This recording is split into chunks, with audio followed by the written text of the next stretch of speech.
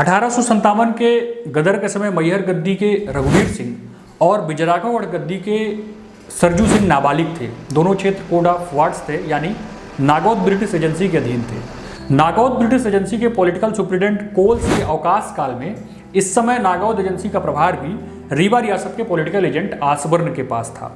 15 सितंबर 1857 को बिजराघवगढ़ के गद्दी के शासक सरजू सिंह ने तलवार से तहसीलदार साबिद अली का सर काट के तहसील कार्यालय बिजराघवगढ़ में जैक का झंडा उतारकर अपना झंडा फहरा दिया था।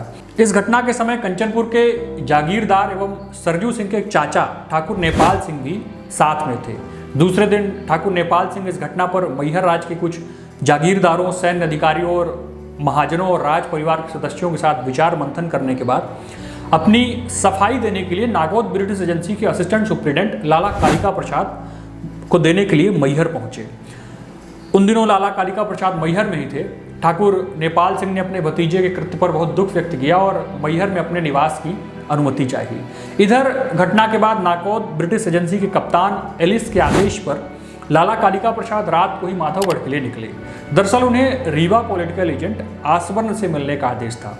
मैहर के समीप पिपरा गांव में उनके खिदमतदार पर कंचनपुर की नरबदिया सोनारी नामक एक महिला ने तलवार चला दी, जिससे लाला प्रसाद आगे की यात्रा ना कर सके। इसका मूल कारण खिदमतदार और महिला के बीच निजी झगड़ा था। घटना के बाद नागौद ब्रिटिश एजेंसी के द्वारा उस महिला को गिरफ्तार करके जेल भेज दिया गया। दूसरे दिन पुनः ठाकुर नेपाल सिंह और कालिका प्रसाद की मुलाकात खरवाही गांव में हुई, जिसमें उन्होंने अपने भतीजे के कृत्य पर दुख प्रकट किया और इसी के साथ उस घटना के लिए उन्होंने सफाई भी दी। बिजराघवगढ़ की घटना के संबंध में ठाकुर नेपाल सिंह ने नागौद और रीवा एजेंसी को अपनी तरफ से सफाई पत्र भी भेजा था, जिसका संभवतः उन्हें कोई जवाब नहीं मिला था। 4 दिन बाद 19 सितंबर को नेपाल सिंह ने मैहर के तहसीलदार और उसके कर्मचारियों को मैहर से भगा दिया। यहाँ से भागकर माधवगढ़ में छुपे इन कर्मचारियों में कुछ को मार डाला और कुछ को अपने साथ मिला लिया। वापस मैहर आने पर तहसील कार्यालय को लूटा, जिसमें करीब 1000 की नगद राशि मिली। कुछ ही दिनों में नेपाल सिंह के पास बागियों का एक बड़ा मोर्चा हो गया। इसमें सुनोटी चनपुरा के मुकुंद सिंह, तेरुहा का दीवान राधा गोविंद सिंह, अजयगढ़ का वकील फरचंद अली प्रमुख थे। इधर बिजराघवगढ़ में भी सरजू सिंह ने लगभग सभी सरकारी कार्यालयों को लूट कर कब्जा कर लिया था। सरजू सिंह के नेतृत्व में बिजराघवगढ़ के क्रांतिकारियों ने बनारस से नागपुर जाने वाली ग्रेट डेक्कन रोड पर भी घेराबंदी कर दी। जगह जगह पर तोपों के साथ चौकियां स्थापित कर अंग्रेजी सेना के हर प्रकार के वाहन प्रतिबंधित कर दिए गए। इसका परिणाम यह हुआ कि अंग्रेजों का जबलपुर, सागर, दमोह और रीवा से पूरी तरह से संपर्क टूट गया। इधर मैहर के क्रांतिकारियों ने भी इस महत्वपूर्ण सड़क पर घेराबंदी की थी। ऐसे में किसी और क्षेत्र से अंग्रेजी सेना का इतनी जल्दी यहाँ आना संभव नहीं था, क्योंकि समीपी इलाहाबाद, दमोह और जबलपुर, सागर में भी क्रांतिकारियों का पूर्ण प्रभाव था। यह व्यापारिक सड़क थी। इस सड़क से क्रांतिकारियों का अधिकार समाप्त कराकर इसे मुक्त कराना आसवर्ण की पहली प्राथमिकता बन चुकी थी। ऐसे में आसवर्ण के पास रीवा राज की मदद के अलावा कोई दूसरा विकल्प विशेष नहीं था। रीवा रियासत के अवध क्षेत्र के राजाओं और सामंतों से रोटी और बेटी के संबंध थे। वहाँ भी क्रांति ने भयानक रूप ले लिया था। इसकी लगातार सूचना रीवा रियासत के रनिवास तक पहुँच रही थी। ऐसे में अंग्रेजों की मदद न करने का दबाव भी रीवा राजा रघुराज प्रताप सिंह पर पर्याप्त था। कुछ इतिहासकारों का मानना यह भी है कि रीवा महाराज रघुराज प्रताप सिंह क्रांतिकारियों के संपर्क में भी थे। ऐसे में आसबर्न ने पहले से ही अपने तरफ मिला चुके कुछ लोगों में से दीनबंधु पांडे के माध्यम से रीवा राजा रघुराज प्रताप सिंह पर दबाव डालना प्रारंभ कर दिया।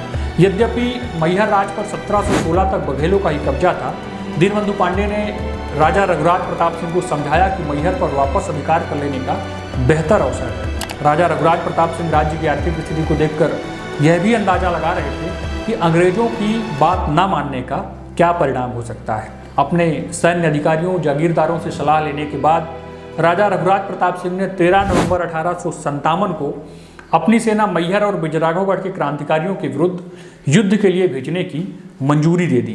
यह सेना दीनबंधु पांडे के अधीन थी। इसी फौज के साथ आसवर्ण कंपनी की 4थी मद्रास रेजिमेंट के 80 सैनिकों के साथ रीवा से रवाना हुआ। सर्वप्रथम सेना का हेडक्वार्टर अमरपाटन बनाया गया, क्योंकि यहाँ रीवा राज के 200 सैनिक पहले से रहते थे। नई गढ़ी के इलाकेदार छत्रधारी सिंह सेंगर को 200 बंदूकधारियों और 10 तोपों के साथ 14 नवंबर को मैहर पर हमले का आदेश जारी कर दिया गया।